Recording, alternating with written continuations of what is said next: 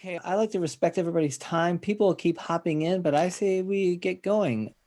So I'm going to speak just for a few minutes, then I'll introduce Arthur, and then Arthur's going to do a presentation, give you all an update on Sonoma Mountain, and then we'll do Q&A for like the last third of the time. This also is going to be recorded on YouTube, so if any of you have to hop off or anybody you know couldn't make it. So, welcome everybody. My name's Robert Stevens. I'm your neighbor. I live at Sonoma Mountain Road, and I missed a meeting last year, and I found out I'm now the president of the Bennett Valley Community Association, so that's what I get for missing a meeting. I spent a couple years on the board trying to figure out, why does the Bennett Valley Community Association exist in a world of Nextdoor and Facebook? Here's what I've come up with. Number one, it's a nonprofit, and having the ability to take funds and put them towards something, it's useful to have that machinery running. Number two, this started out as a homeowners association 50 years ago, but it ceased to be a homeowners association about 20 years ago. And there's 1,185 parcels in Bennett Valley.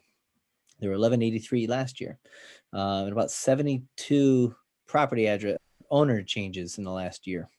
So the main goal I figured out is the purpose of this group is to get us connected for a variety of reasons. When the county wants to do something in this unincorporated area, it's a good organization to have us keep in touch. So if we have strong opinions about overnight camping in the parks, or fires there, or the golf course, or any of those items, it's useful to have some organization, and this is a pretty loose, informal rural organization of volunteers, to get together. So now, before I came around here 5 years ago, they used to do pancake breakfasts and picnics, and that's the number one request I've heard. And I think that's the best way to start before we get to emergency prep and all that other stuff.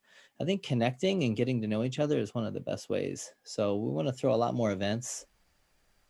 So anyway, that's the reason for the BVCA, and I encourage you all to volunteer in any little way you can or get involved, and that even includes participating in events like this.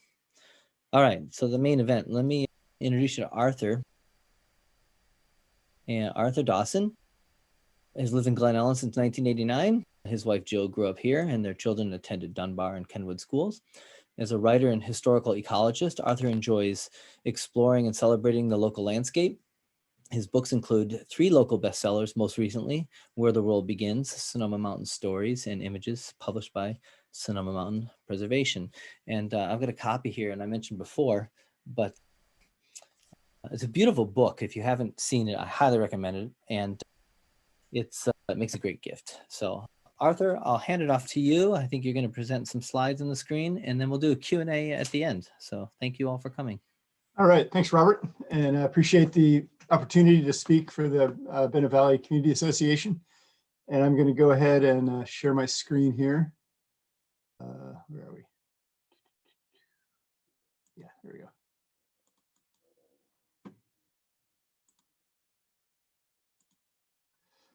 So, Robert contacted me a few months ago about presenting to the association, and I thought, we talked about some dates, and I thought, well, today seems like a really good day to do a presentation on Sonoma Mountain and just think about, what makes it really unique and special, and think about its place in the landscape.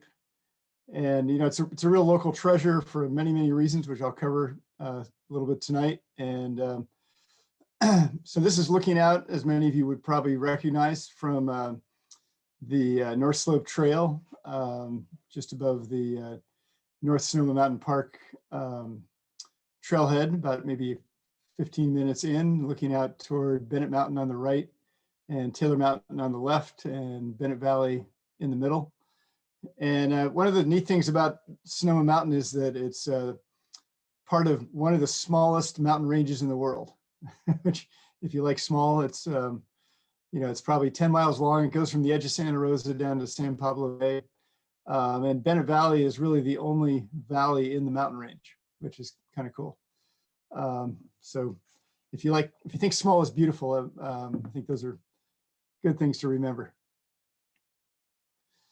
So I'm gonna, as Robert mentioned, I wrote a book.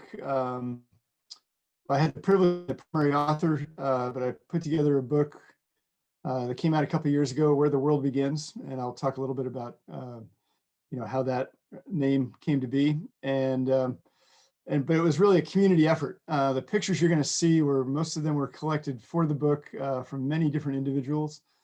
And it was pretty amazing to see just how many people were really excited about Sonoma Mountain and putting together, pictures and writing about the mountain. And so we kind of discovered in the process of doing this book just how many people really love Sonoma Mountain. So I'm going to read a few excerpts from the book and add in a few other things on the side. And then at the end of the program, I'll talk a little bit about Sonoma Mountain Preservation and then answer any questions people have. So I'm going to start with chapter 1, which is called Why Sonoma Mountain. And this is just an excerpt, but it starts with a quote from John Sheehy, who lives up on Lehigh Road. And John said, "It's such a funny mountain because it doesn't look like a mountain." Human beings are often fooled by appearances. Take Gravity Hill, which that's what this is a picture of, high on the west slope of Sonoma Mountain, where cars seem to roll uphill. As a phenomenon that didn't exist before wheeled vehicles, it's one of the newer stories on the mountain. Yet, coincidentally or not, the same spot is connected to some of the mountain's oldest tales. Writer and Great Rancheria tribal chairman Greg Saris's book, How a Mountain Was Made, inspired by traditional Coast Miwok and Southern Pomo creation stories, is framed by conversations between Answer Woman and Question Woman that take place at Gravity Hill. Though they know all the lore of the mountain, they can only reveal it through a dialogue of questions and answers.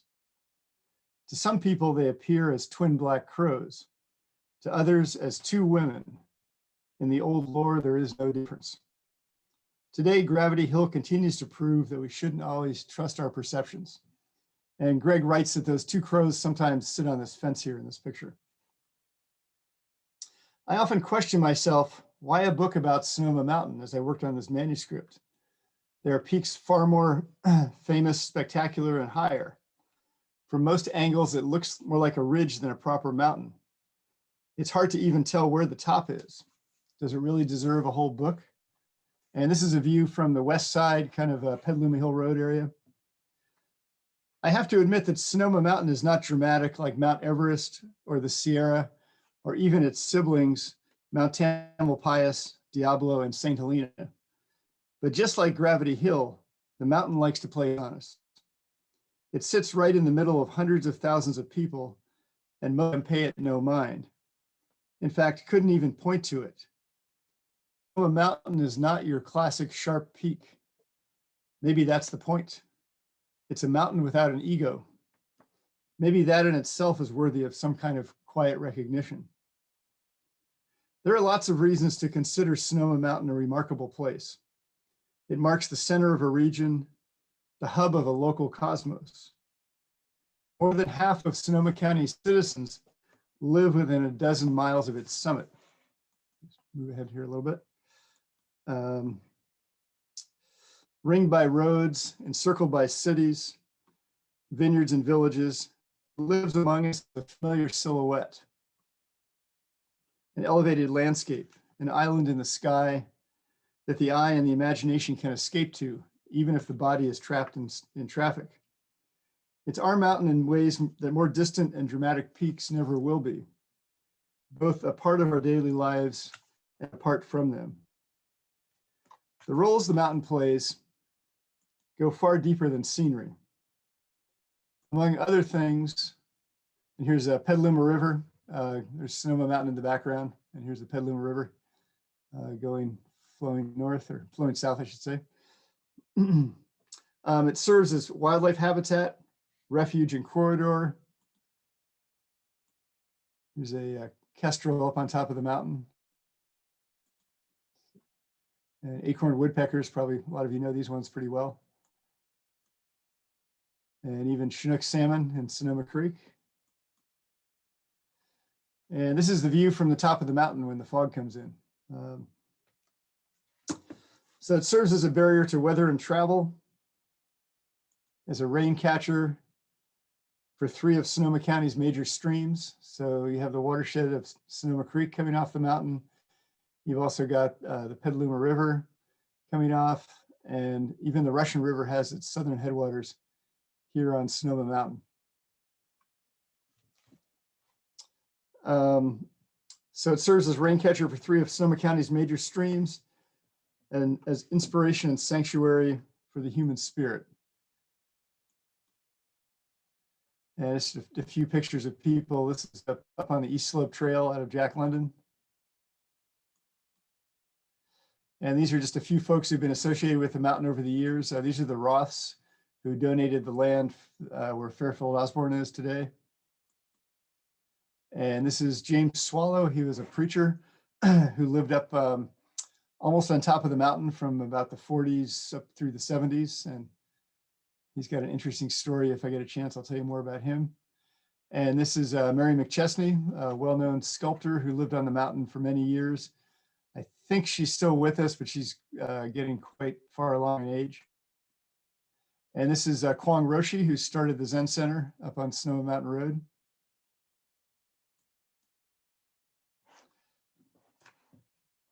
So it's a sanctuary for the human spirit. At the center of a web of relationships, it carries all the presence and complexity of a living being. Among its facets are the slow grinding and sliding tale of geology, the fleeting sight of a mountain lion, the welcome sound of a waterfall hidden deep in a canyon, the fresh taste of an apple from an ancient orchard. All these and a million other experiences are glimpses into the living mystery at the mountain's heart. The stories of a mountain, even a small mountain, are infinite. And these are kind of lower slopes of Van Hoosier Preserve. So now I'd like to tell you one of my own personal stories about the mountain. And this is in the wildlife chapter. And this starts with an excerpt from an interview with a man named Nalungiak back in 1923. He was an Eskimo shaman who was interviewed by Ned Rasmussen, the explorer, in 1923. And Nalungiak said, "In the very earliest time, when both people and animals lived on Earth, a person could become an animal if they wanted to, and an animal could become a human being. Sometimes they were people, and sometimes animals, and there was no difference. A few years ago, I was running on a dirt road above Glen Ellen, high on Sonoma Mountain. Coming around a curve, I heard something running through the brush to my left. Whatever it was, it seemed to be trying to intercept me. My momentum carried me into a small clearing where I instinctively stopped and turned around. 30 feet away, a mountain lion came running out of the bushes. It slowed and paused, looking a little confused, not sure what to do. I was in the same predicament. Our gazes locked, its yellow eyes burning like twin suns into mine. I spread out my arms and shouted, "No," like I was commanding a big dog. The lion didn't budge. It kept staring, trying to figure me out. I wasn't acting like a deer. Keeping the lion in my field of vision, I glanced around for a stick big enough to defend myself with, but there were none nearby. Even if there had been, I knew better than to bend down and make myself look smaller. The lion and I locked gazes again. We stared at each other long enough for me to begin wondering if I might be making it angry. I knew grizzly bears interpret a stare as a direct challenge, something they respond to aggressively. But lions? I couldn't remember what I'd heard. Turning my gaze sideways again, I watched the lion with my peripheral vision. No change. When I shifted back to a direct look, we again locked eyes. Finally, after what seemed like many minutes, it turned and ran off in the direction from which I'd come. It was only then a shiver of fear ran down my spine, and I could hear my heart pounding. I walked the rest of the way down the mountain, singing loudly, keeping a close eye on the bushes. So this picture here is This is, I think it was taken by the Land Trust. There's a program over here in Sonoma Valley called Living with Lions that's has put tracking devices on tracking collars on about, I think about 9 or 10 lions, or maybe more than that. And so they're following where these lions are going all over their, many parts of Sonoma Mountain. And some of these have ranged all the way over to Napa. And I think even maybe as far north as Lake County. So it's pretty interesting to see where they are, and they really coexist pretty closely with humans in this area. So this line right here is just bury to kill. So it's not running away, actually, it's bury to kill right there. So I'm going to move ahead to the ending of this chapter. Let's see.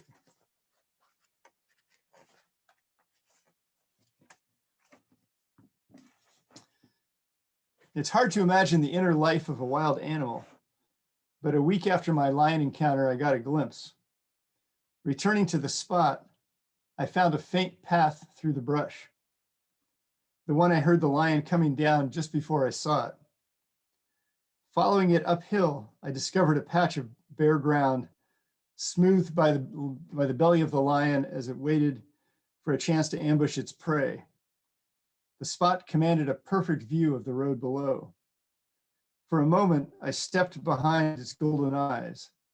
Something was coming, running around the bend. Before I knew it, I was running after it, driven by the raw desire to chase it down.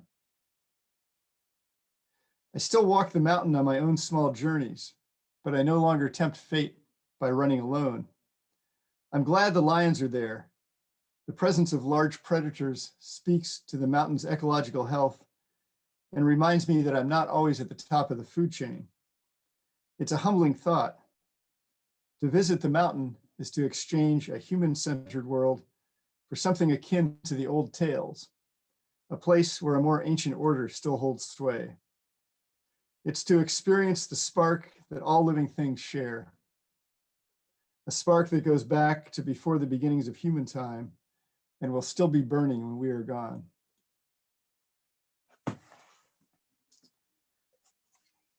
And let's see, I'm going to share another experience with you. And this is a view of Sonoma Mountain looking up Carriger Creek, which is over in Sonoma Valley. I'm going to kind of jump into this chapter, which is called The Mountain's Shoulder, but I think you'll pick it up pretty easily. So at the beginning, just starts out talking about moving to Glen Ellen and sort of slowly becoming aware of the mountain. It didn't take long for the mountain's magnetic pull to draw me to hidden waterfalls and redwood groves and sunny meadows at Jack London State Historic Park and nearby lands. But it was almost 25 years before I made it to the summit. During most of that time, the top of the mountain was private property. Some people went there anyway, and I heard about a grumpy old man who lived up there and chased trespassers off at the point of a shotgun. The one time a friend and I ventured near the top, a silhouette appeared between the trees, walking briskly in our direction. Without waiting to find out if it really was the grumpy old man of the mountain, we stumbled away in a rush. Such were the good old days. Amazingly, in 2009, the summit property was acquired by the Sonoma Land Trust and the Sonoma County Agricultural and Open Space District. The grumpy old man was gone, and there was some limited public access. Busy with a career and a growing family, it took me a few more years to get there. When I finally did, it was like discovering my unassuming neighbor was actually a Nobel Prize winner. The summit plateau extends over several square miles of rolling grassy hills, interspersed with groves of California bay trees and oak woodland. On clear days, San Francisco Bay, flanked by Mount Diablo, which is what you're seeing right here, and Mount Tamalpais stretches to the south. The Pacific glints over the western hills, and Mount St. Helena stands tall to the north. In every direction, the ridges of other mountains and ranges are stacked to the horizon, like green, blue, and gray stones. Though I can almost see my house from the top, it feels more akin to a much higher and more remote mountain than to my daily life. It reminds me just a little of the Bolivian Altiplano, an island in the sky full of light and distance. And somehow, the millions of people and all their trappings within that huge landscape are barely visible. To stand at the top of Sonoma Mountain and see the earth rolling out from under your feet in all directions is to stand at the center of a huge circle and to know it is the place where the world begins. And this is a map of the view of Sonoma Mountain. So here we are at the center on top of the mountain, not a very high mountain, not even, it's 2,400 feet more or less. And yet these black triangles are places that people have told me they've seen from the top of the mountain. I've seen Snow Mountain, 76 miles away. Other people have seen Mount Hamilton and Pyramid Peak even in the Sierra. And these are places that at least theoretically it might be possible to see on a perfectly clear day, taking into account the curve of the earth. So really a huge area of Northern California is visible from the top of this, our local mountain.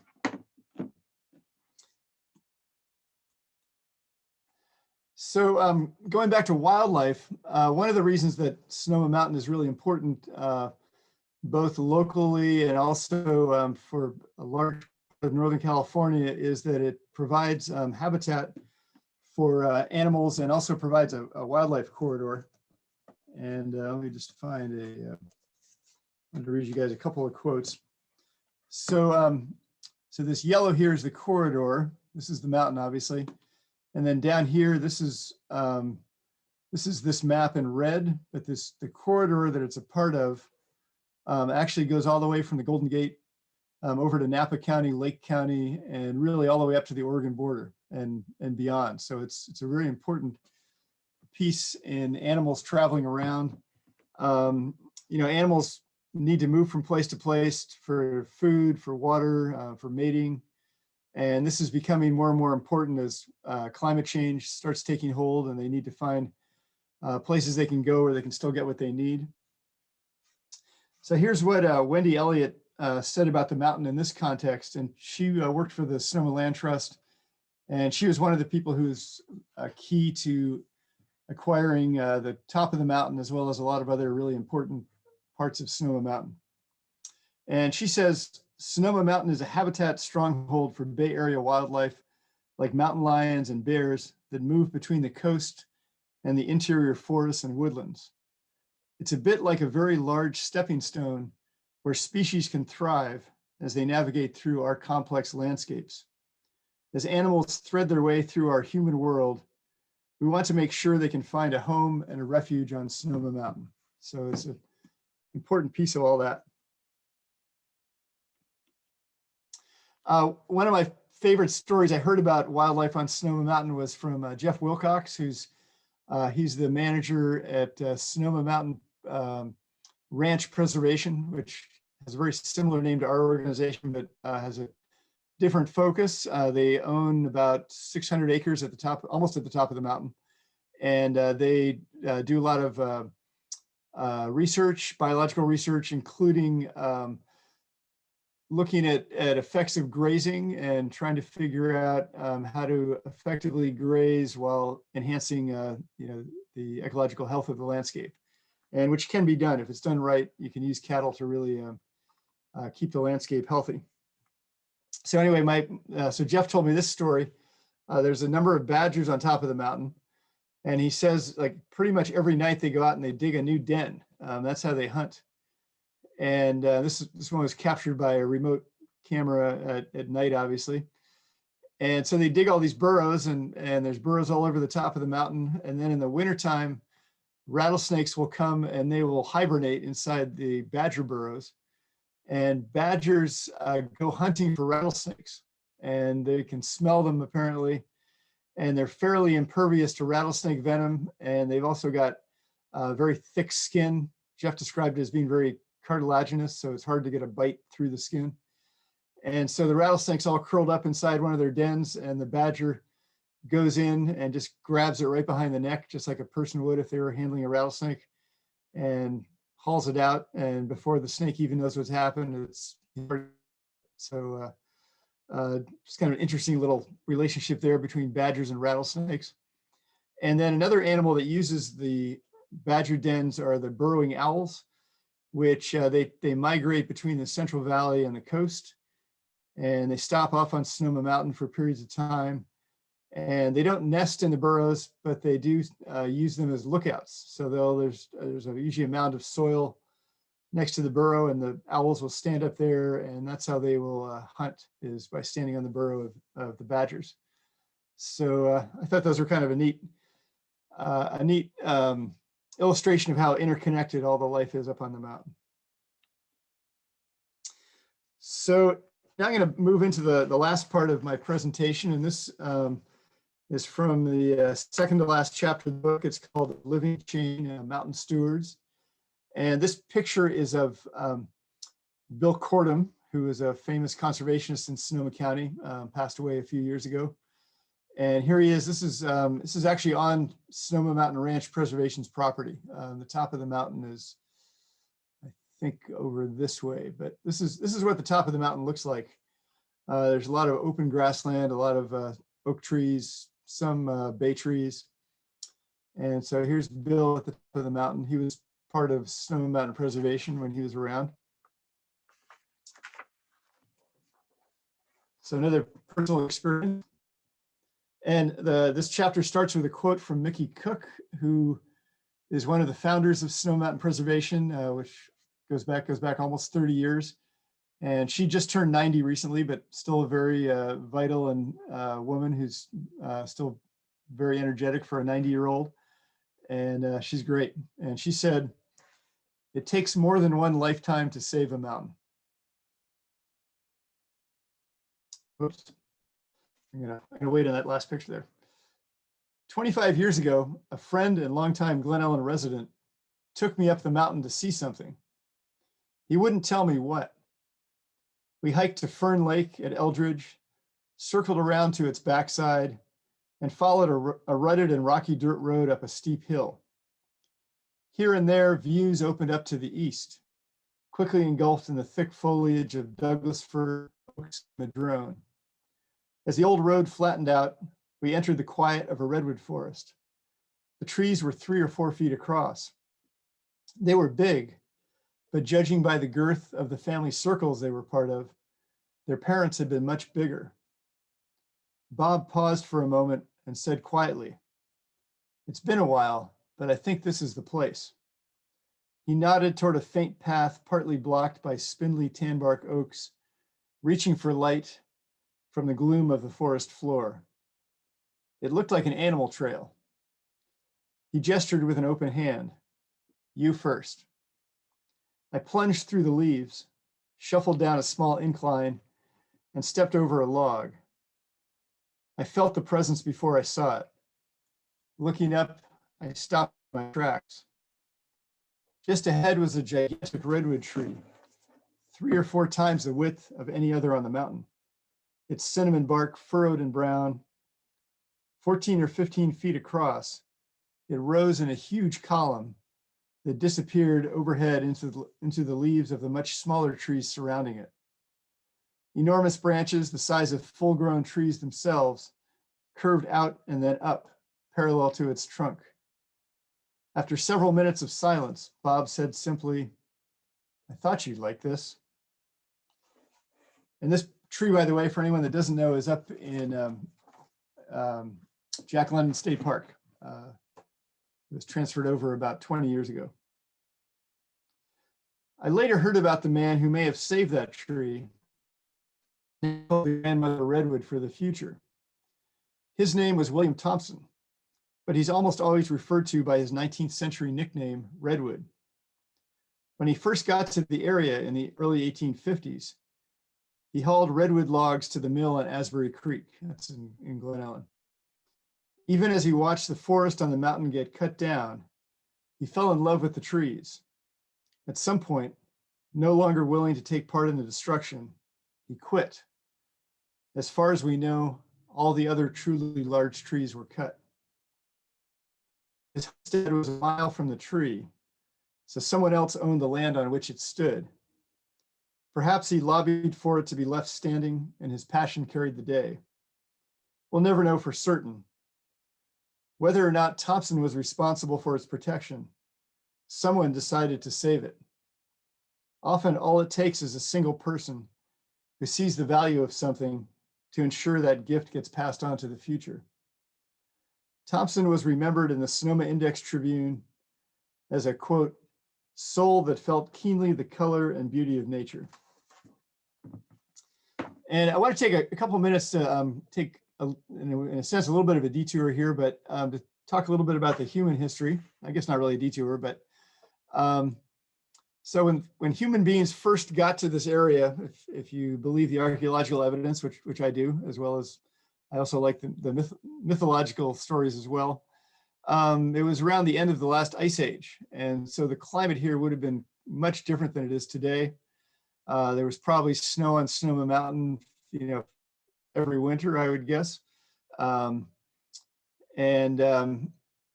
folks probably got here at least 15,000 years ago, maybe longer.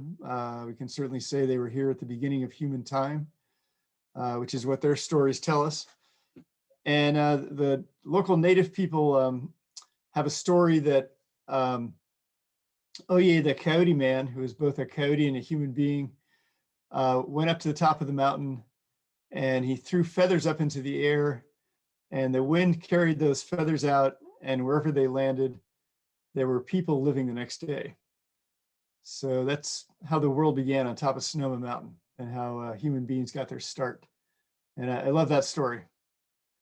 So people got here, after Oye threw the feathers in the air, or at the end of the ice age, whichever you take your pick, or both.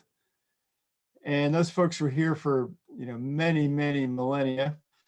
And then starting about 200 years ago, Mexicans came in, General Vallejo and the mission, and then on the heels of the Mexicans came the American settlers. And this is the Asbury Cabin, which is over above the developmental center. So these were the early American pioneers.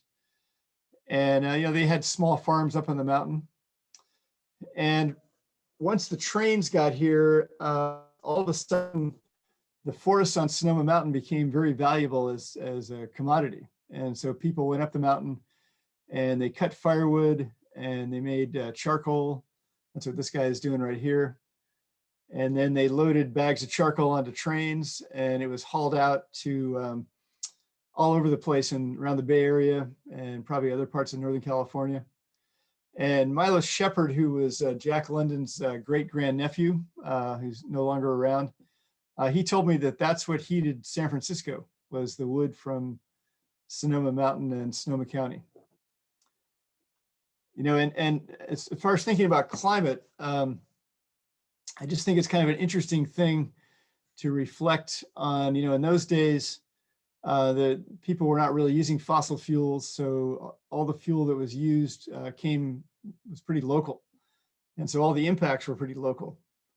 And just to show you what that looked like, this is Sonoma Mountain, taken just fairly recently, a few years ago, but still fairly recently. This is the State Hospital, STC over here.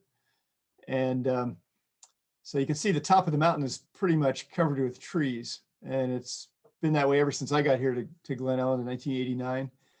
But if you were to go back to 1910 and stand on the same spot, this is what you would have seen.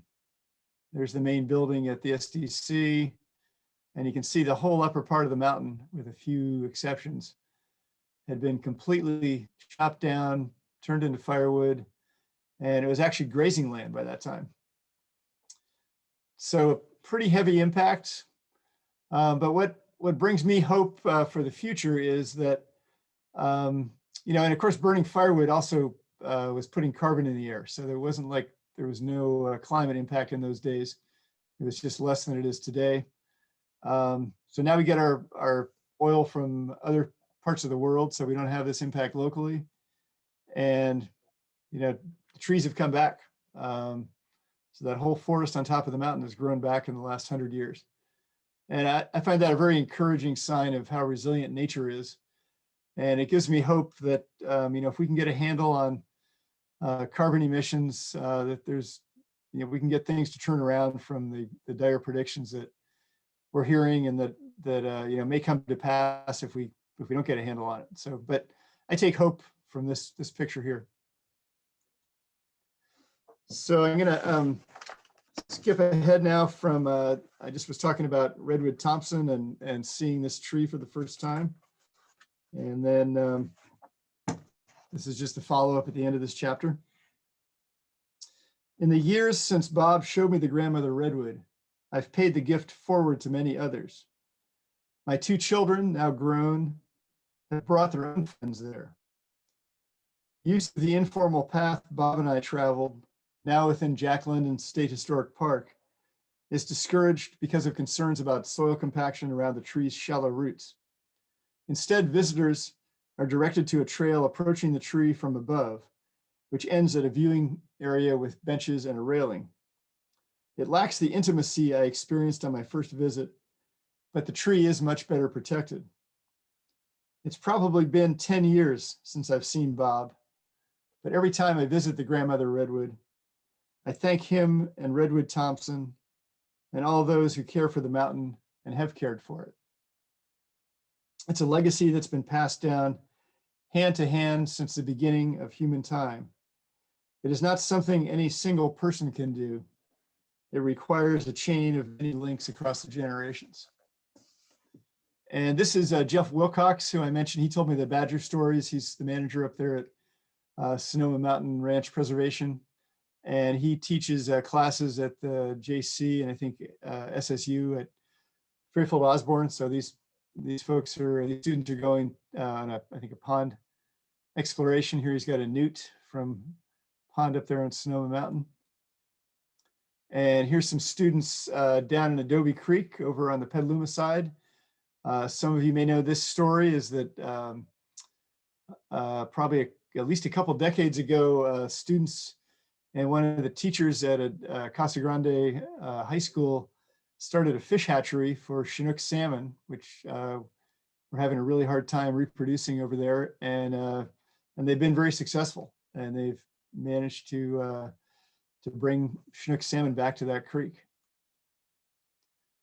So, that's really, the work that we do in Sonoma Mountain Preservation. It's about preserving the mountain and its natural and cultural values for the present, but also and especially for the future, and to pass it along so other people can enjoy it and benefit from it, and then in turn pass it on.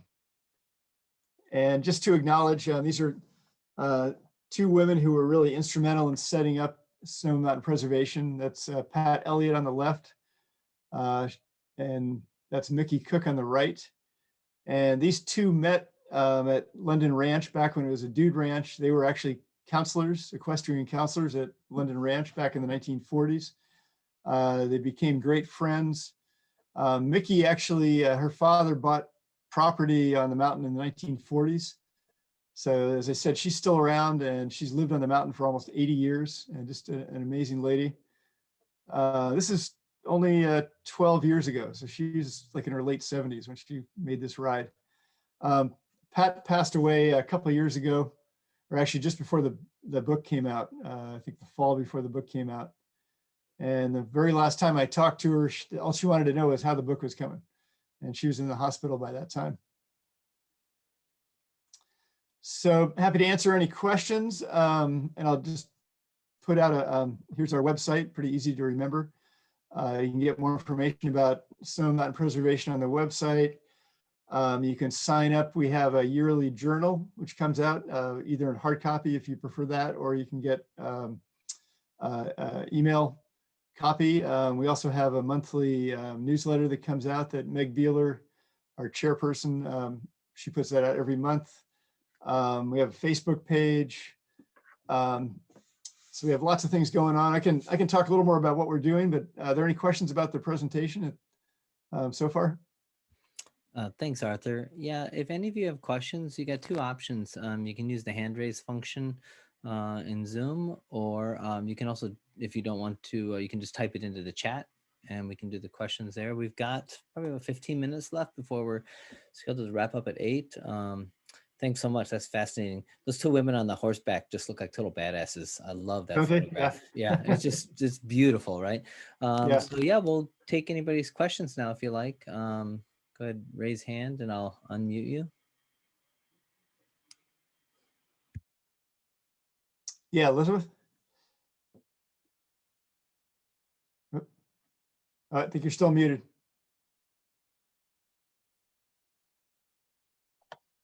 There, how's that? That's good. Okay. Can you say a little bit more about the Indian legends that we know about, that where they saw life beginning on the Sonoma Mountain? Yeah, I'll say a little bit about it. It's kind of been an interesting thing. I used to tell the story. There's a book that's maybe a little bit hard to find, but it's called Dawn of the World, and it was put together from interviews that an anthropologist did back in about 1908. And so there's a story in there that talks about Oyer's journey to the top of the mountain across. It was the only thing sticking up above the ocean. So it's sort of the primordial piece of land, and he landed up there. He was in a boat made out of tules. And I used to tell that story in much more detail, and I hesitate to now, just in the last few years, becoming more aware of cultural appropriation, and also that the tribe, Great and Rancheria, that's really their place. The mountain is in their homeland, and so I feel a little funny telling their story about the mountain. But I will say, I've really been inspired by their stories about the mountain, and just kind of thinking of the mountain as a place of beginning is just really it's a really interesting perspective to have, and to kind of, it's a good anchor point in the landscape, and I really like that idea. So Dawn of the World is one place to look for stories, and you can also, Greg also put out the book that I mentioned, How a Mountain Was Made, and that's been out for maybe 3 or 4 years, and that shouldn't be too hard to find. And that's was inspired also by traditional tales. It's he officially calls it fiction. And so I don't know, you can interpret that however you want, but it was inspired by by traditional stories about the mountain, and a lot of good stuff in there. Thank you. Katie asks, where's the waterfall and can it be visited? Unfortunately, it's on private land. It used to be, the mountain used to be more accessible.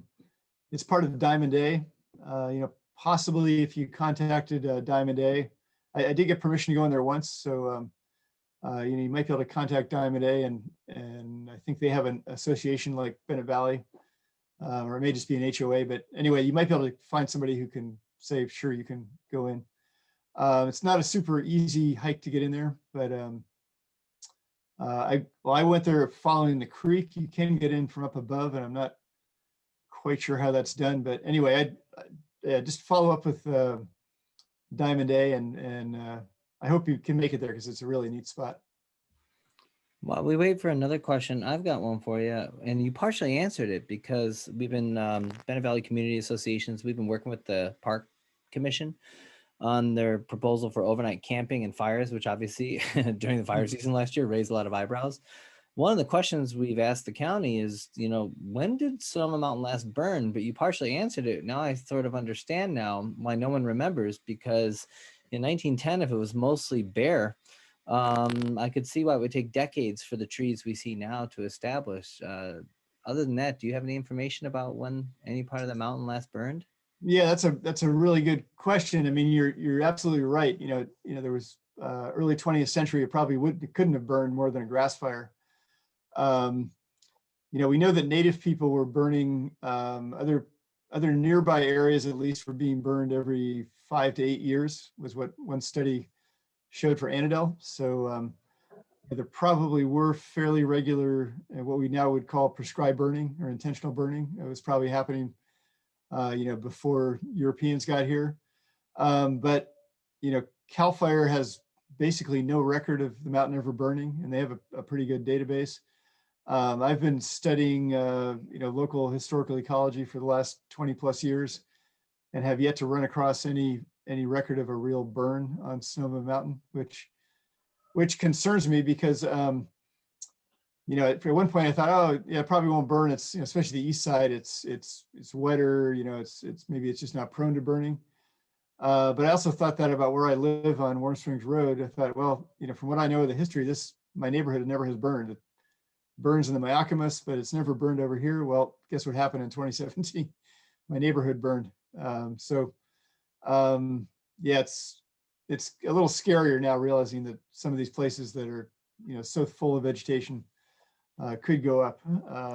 I'm going to get to Kate's question in a minute, but I do want to update everybody who's interested in this to close out this topic.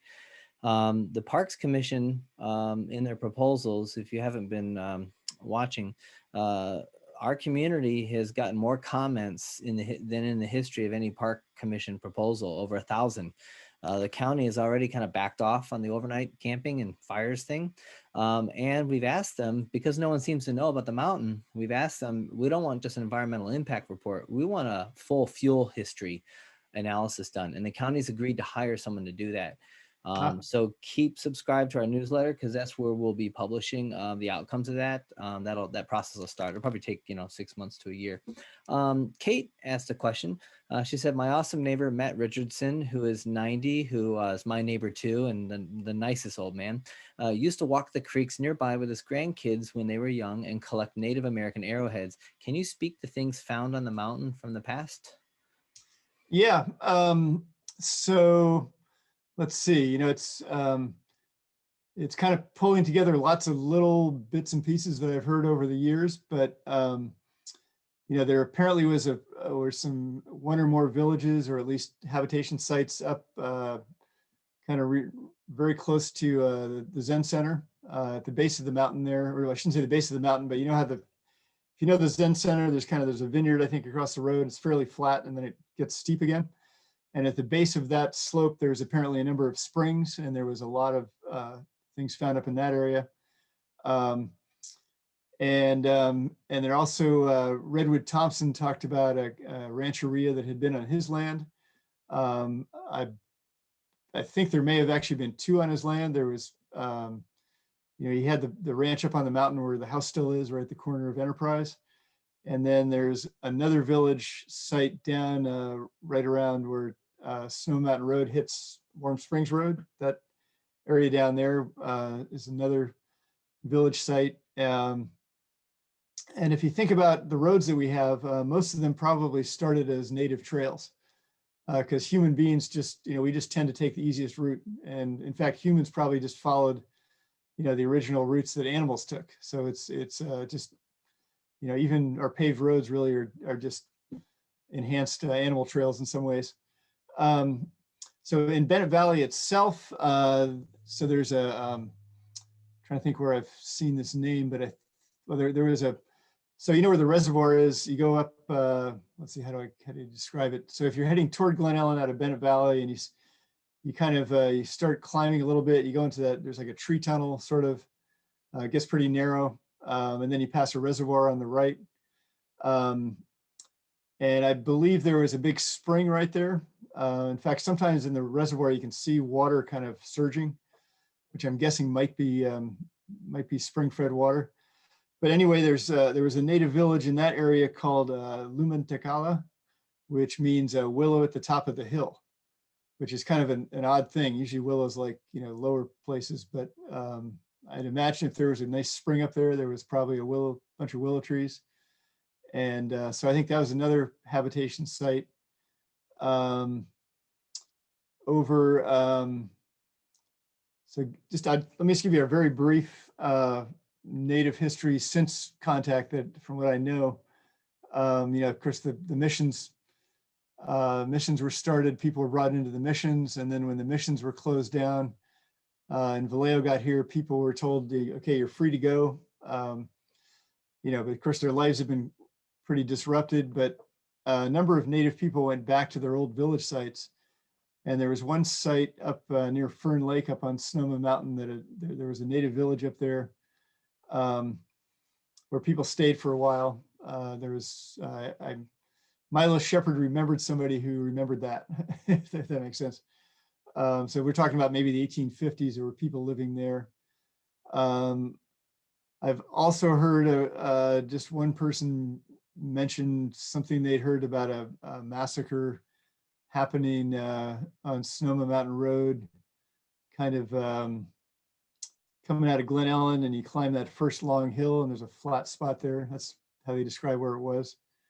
And it wouldn't surprise me if something like that happened, because there was a period when Native people were just, the government was paying for scalps, basically. So there's incentives for people to kill Native people, and a Native child could actually be bought as a servant, and if their parents couldn't be found. So the parents would be killed, the kids would be taken and actually sold in San Francisco. So they had some really nasty times, but I do find it inspiring that the tribal people who are managing to have a cultural renaissance, and so they've obviously got a lot of resilience themselves. Thank you. We've got a few minutes left. Are there any other questions or comments anybody has before we wrap things up? I also want to let anybody know before you head out, I've recorded this, so I'll post it to YouTube. And a couple months ago, I invited the U.S. Geological Survey, one of their scientists who studies the Rogers Creek and Bennett Valley Fault. I didn't even know there was a Bennett Valley Fault, but that video is on our YouTube channel, and it's pretty interesting. She goes through the history of the area and where things are at now, and you might find that interesting.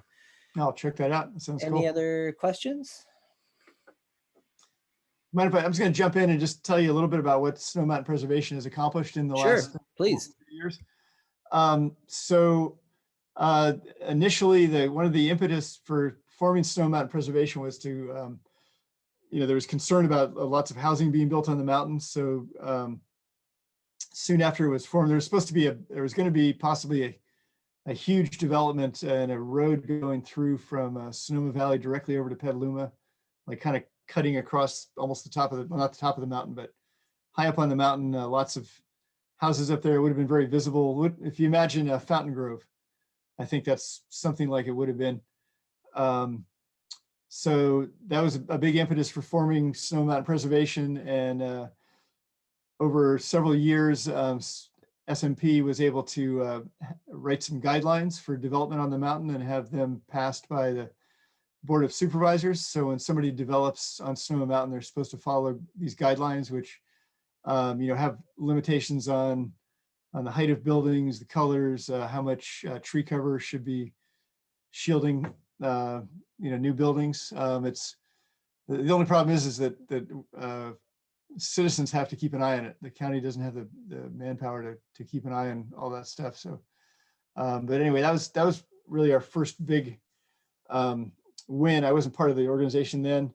The next one would probably be the annexation of several hundred acres of the developmental center onto Jack London State Park. So that really expanded the park, and it was going to be leased out for a private vineyard. And people have been walking up on that property for generations, literally. And so we managed to work something out, and it brought a lot of people together around that. And then the book has been another win in the last few years, and that was started. Someone gave us a very generous donation, and we thought about for a long time about how we could use it to best serve the mountain. And we decided finally to do a book on the mountain, and raised more funding, because we needed to really do a book that we felt would do justice to the mountain. We needed more funds, so we raised money, and it was actually quite easy in a sense. People were very happy to contribute to that effort, and it was really a community effort that brought this book together. And the response since it came out has been just really heartfelt. And we found out that the constituency for Sonoma Mountain is quite a bit bigger than we originally imagined. The organization started out mostly as just people who lived on the mountain, and now we've realized this really includes potentially anyone who lives within sight of the mountain and even some people beyond that. Great. Well, that's a good way to wrap things up. And that's why I invited Arthur on, is because when I was handed over to the Bennett Valley Community Association, the first thing I did was call Glen Ellen Forum and meet with them. And then I bumped into Arthur through Sonoma Mountain Preservation. I'd already had the book. And so our goal is to work together, all these adjacent communities around, just so you all know what's kind of going on. And for us, we've got a new website. I hope the next time we do an event like this, it'll be in person, outdoors. And I'd like to, do more, we could probably have several hours of conversations and stories. So this is just the first of many. And the best way to find out about it is through our website at BennettValley.org. And we'll continue to actually probably invite Arthur and everybody else in Sonoma Mountain Preservation to contribute to our newsletter, which if you're not already subscribed to, that's free. And actually, we stole an idea from Glen Ellen Forum. There used to be dues to be in the Bennett Valley Community Association, and we changed the bylaws, and now it's just donations only. Anybody can participate. There's no financial things involved. Let's see. That's it. I think that wraps it. Unless we got 2 minutes left of this. Any other questions or comments before we all say goodnight? Thanks, Robert. I just want to say how much I appreciate having a chance to speak to the Bennett Valley Community Association, and thanks to everybody who came and listened. And yeah, I I hope want to to see put you this on the back mountain up there one day. again. This book is so beautiful. I have like 3 copies because, like I said, I give them out as gifts. So if you ever, if we ever to do another fundraiser to print more editions, we'd be happy to participate. And let's do this again. Let's do it in person, maybe late this summer, early fall, when we all feel a little more comfortable. Sounds great. Maybe at a picnic or something. I'd be happy to host it at my place. Thank you all for coming. This will be recorded and put on YouTube by tomorrow. So feel free to share that around as well. Thank you Thank so you. much. Thanks, Arthur. Good night, Thanks, Robert. everybody. All right. Good night. Good night.